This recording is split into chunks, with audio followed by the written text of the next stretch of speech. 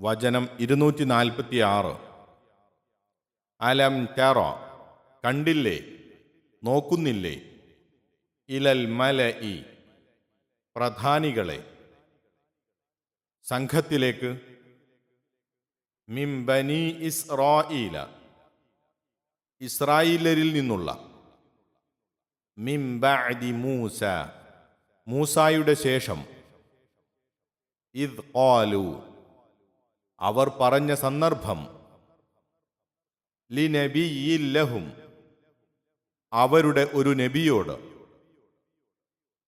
ഇബ്അസ് ലനാ, ഞങ്ങൾക്ക് നിയോഗിച്ചു തരുക, മലികൻ, ഒരു രാജാവിനെ, നുഖാതിൽ, ഞങ്ങൾ യുദ്ധം ചെയ്യാം, ഫീ സബീലില്ലാഹി, അല്ലാഹുവിൻ്റെ മാർഗത്തിൽ.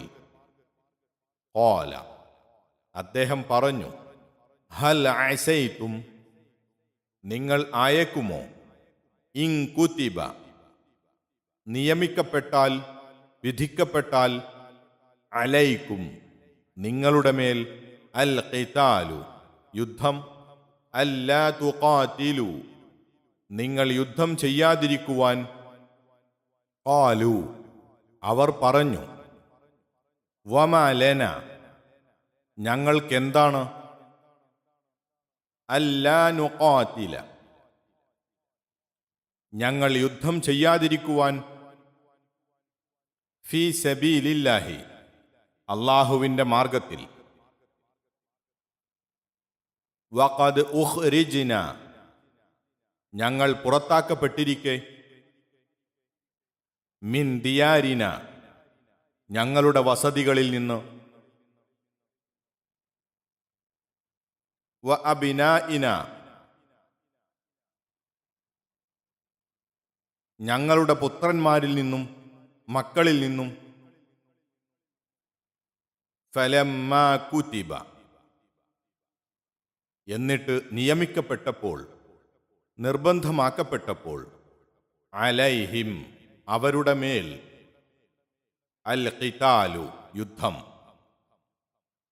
തവല്ലൗ, അവർ തിരിഞ്ഞു കളഞ്ഞു, ഇല്ലാ ഖലീലൻ, അല്പമൊഴികെ, മിൻഹും, അവരിൽ നിന്ന്. വല്ലാഹു, അല്ലാഹു, അല്ലാഹു ആകട്ടെ, അലീമുൻ, അറിയുന്നവനാണ്, ബിദ്ദാലിമീൻ, അക്രമികളെപ്പറ്റി.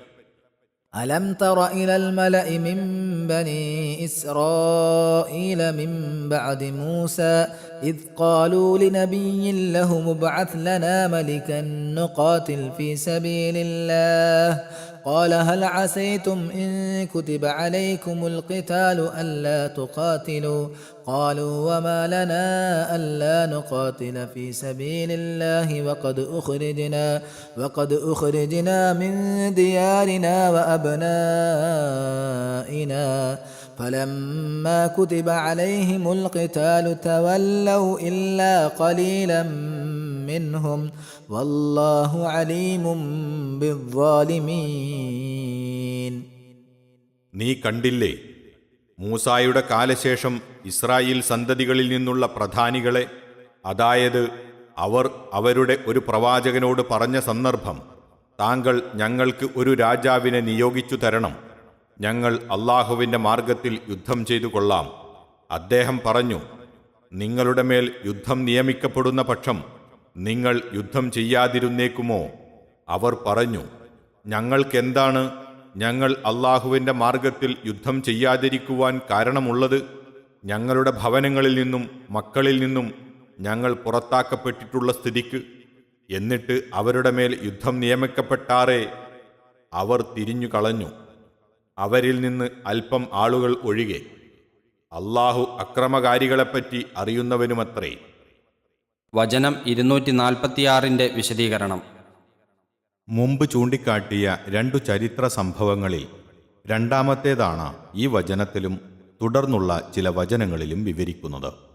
മൂസ അലൈഹിസ്സലാമിനു ശേഷം പല നൂറ്റാണ്ടുകൾ കഴിഞ്ഞ് ദാവൂദ് നബി അലൈഹിസ്സലാമിൻ്റെ കാലത്ത് സംഭവിച്ച ഒരു സംഭവമാണിത്.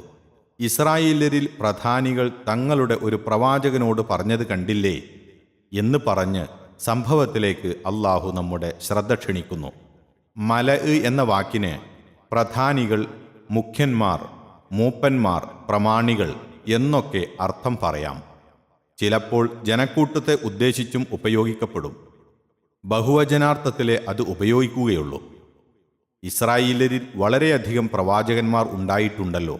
പ്രവാചകന്റെ പേരു പറയാതെ അവരിൽപ്പെട്ട ഒരു പ്രവാചകൻ എന്നു മാത്രം പറഞ്ഞത് സംഭവത്തിലെ ഗുണപാഠങ്ങൾ മനസ്സിലാക്കുവാൻ പ്രവാചകന്റെ പേരറിയണമെന്നില്ലാത്തത് കൊണ്ടായിരിക്കും. താഴെ കാണുന്ന വിവരങ്ങളിൽ നിന്ന് അത് ശമവീൽ അഥവാ ശമുവേൽ പ്രവാചകനായിരുന്നുവെന്ന് മനസ്സിലാകുന്നു. ബൈബിളിൽ ശമുവേൽ 1-ാം പുസ്തകത്തിൽ ഈ ചരിത്രം വളരെ വിസ്തരിച്ചു പറഞ്ഞു കാണാം. അടിക്കുറിപ്പ്: ശമുവേൽ പ്രവാചകന്റെ ജനനം മുതൽ ദാവൂദ് അലൈഹിസ്സലാമിന്റെ മരണം വരെയാണ് അതിലെ ഉള്ളടക്കം. ചില പ്രസ്താവനകളിൽ അത് ഖുർആനുമായി യോജിക്കുന്നില്ല. ഈ വചനങ്ങളിൽ അടങ്ങിയ പല പ്രസ്താവനകളുടെയും ഒരു വിശദീകരണം അതിൽ അടങ്ങിയിട്ടുമുണ്ട്. ഖുർആൻ വ്യാഖ്യാതാക്കളുടെയും ചില പ്രവാചക ചരിത്ര ഗ്രന്ഥകാരന്മാരുടെയും ബൈബിളിൻ്റെയും പ്രസ്താവനകൾ മുമ്പിൽ വെച്ച് പരിശോധിക്കുമ്പോൾ സംഭവത്തിൻ്റെ പശ്ചാത്തലം ഇങ്ങനെ മനസ്സിലാക്കാവുന്നതാണ്. മൂസ അലൈഹിസ്സലാമിൻ്റെ വിയോഗാനന്തരം അദ്ദേഹത്തിൻ്റെ ശുശ്രൂഷകനായിരുന്ന യോശുവ പ്രവാചകന്റെ അഥവാ യൂശഅ ബിൻ നൂൻ അലൈഹിസ്സലാമിൻ്റെ നേതൃത്വത്തിൽ ഇസ്രായേൽ ജനത ഫലസ്തീനിൽ പ്രവേശിച്ച ശേഷം അദ്ദേഹം അവരുടെ ഓരോ ഗോത്രത്തിനുമുള്ള വാസസ്ഥലം നിർണയിച്ചു കൊടുക്കുകയും അവരിൽ ന്യായാധിപന്മാരെ നിയമിച്ചു കൊടുക്കുകയും ചെയ്തു. അദ്ദേഹത്തിൻ്റെ മരണം വരെ ഇസ്രായേല്യർ അദ്ദേഹത്തിൻ്റെ നിയന്ത്രണത്തിലായിരുന്നു. മൂസാ നബി അലൈഹിസ്സലാമിനു ശേഷം 4-ാം നൂറ്റാണ്ടിൻ്റെ മധ്യം വരെ അവരിൽ രാജാക്കളുണ്ടായിരുന്നില്ല. പ്രവാചകരുടെ നിർദ്ദേശങ്ങളനുസരിച്ച് ന്യായാധിപന്മാർ കാര്യങ്ങൾ നിയന്ത്രിച്ചു പോന്നു. പ്രവാചകന്മാർ അവർക്ക് മാർഗദർശനം നൽകിക്കൊണ്ടിരിക്കും. ചില സന്ദർഭങ്ങളിൽ പ്രവാചകൻ തന്നെ ന്യായാധിപനുമായിരിക്കും. കാലക്രമേണ ബിംബാരാധനയും ദൈവപ്രതിഷ്ഠകളും വരെയുള്ള ദുരാചാരങ്ങളും തോന്നിയവാസങ്ങളും ഇസ്രായേല്യരിൽ പടർന്നു പിടിച്ചു. ഇക്കാലങ്ങളിൽ അമ്മോന്യർ, മിദ്യാനികൾ, ഫെലിസ്ത്യർ, മോവാബ്യർ മുതലായ അമ്മാലിക വർഗങ്ങളും ഇസ്രായേൽ വർഗവും തമ്മിൽ പല യുദ്ധങ്ങളും നടക്കുകയുണ്ടായി. 4-ാം നൂറ്റാണ്ടിൽ ഫെലിസ്ത്യരുമായുണ്ടായ യുദ്ധത്തിൽ ഇസ്രായേലർക്ക് ദാരുണമായ പരാജയം നേരിട്ടു. തങ്ങളുടെ വിജയവും രക്ഷയും ഉദ്ദേശിച്ചുകൊണ്ട് തങ്ങൾ ഒപ്പം കൊണ്ടുപോയിരുന്ന നിയമപെട്ടകം എന്നറിയപ്പെടുന്ന താബൂത്തും തൗറാത്തും ഫെലിസ്ത്യർ പിടിച്ചെടുത്തുകൊണ്ടുപോയി. അടിക്കുറിപ്പ്: ഈ പെട്ടകത്തെക്കുറിച്ചാണ് താബൂത്ത് എന്ന് പറയുന്നത്. വേദപുസ്തക നിഘണ്ടു പറയുന്നു, ഇതിന് യഹോവയുടെ പെട്ടകം, വിശുദ്ധ പെട്ടകം എന്നും മറ്റും പേരുണ്ട്. മരം കൊണ്ടുണ്ടാക്കി സ്വർണം കൊണ്ട് പൊതിഞ്ഞതാണിത്. അതിൽ ന്യായപ്രമാണപ്പലക അഥവാ തൗറാത്ത് എഴുതിയ പലകകൾ ഉണ്ടായിരുന്നു.